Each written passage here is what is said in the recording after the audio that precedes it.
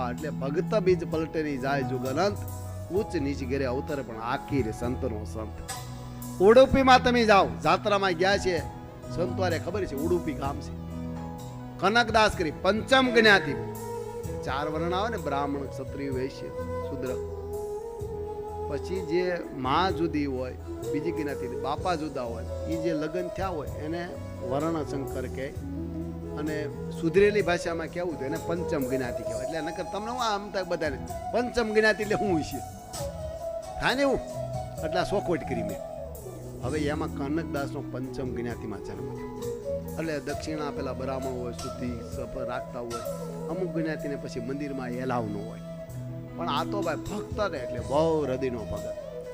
હવે બધા મંદિરે દર્શન થાય, કૃષ્ણ પરમાત્મા ઉગમણે બહાર આમ બેઠા અને આગળ દરવાજા અને ભગવાનના દર્શન થાય. પણ આ ભગવાનને રોજ પ્રાર્થના કરે, પ્રભુ મને તે ક્યાં જ્ઞાતિમાં જન્મ દીધો, તારું દર્શન મને નહીં, બીજું ઠીક. એમ કરતા કરતા રોજ આવે ને ભગવાનની પાછલી બાજુ દિવાલ આવીને આમ પોકાર કરે. એક ફેરો તો રડી પડ્યા, ધુસકે ધુસકે, પરમાત્મા તારા દર્શન નહીં. અને ભાઈ ઝાલરું ઘંટ અને નગારા વાગ્યા અને ભગવાન ઉગમણે મોઢા હતા એ ફરી રાતણ થઈ ગયા. અને હામે પાછળ દિવાલ ફાટી અને દિવાલ તૂટી, દિવાલમાંથી દર્શન કનકદાસ ને ભગવાન થયા. અહોભાવ સાથે ભાઈ રડી ગયો.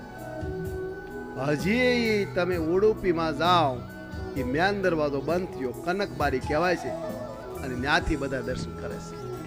આ ભગવાન ભાઈ ભક્ત વસલ છે ભાઈ.